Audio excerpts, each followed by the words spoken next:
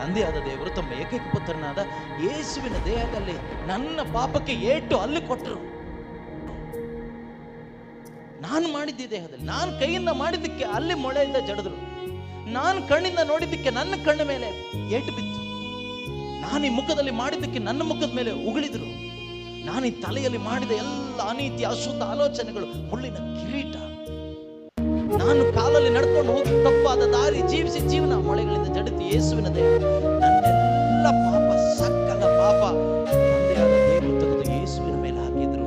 ಯೇಸು ಅದನ್ನ ತಮ್ಮ ದೇಹದಲ್ಲಿ ಹೊತ್ಕೊಂಡು ಶಿಲ್ಬೆಗೆ ಜಡಿದ್ರು. ನನ್ನ ಪಾಪ ಪರಿಹಾರ ಮಾಡಿದ ನನ್ನ ದೇವರೇ, ನನ್ನ ಪಾಪಿ ನಿಮ್ಮ ಹತ್ರ ಬರ್ಲಿಕ್ಕೆ ಯೋಗ್ಯನಲ್ಲ, ಅಯೋಗ್ಯ ನಾನು, ನನಗೆ ಯಾವ ಯೋಗ್ಯತೆನೇ ಇಲ್ಲ ದೇವರೇ.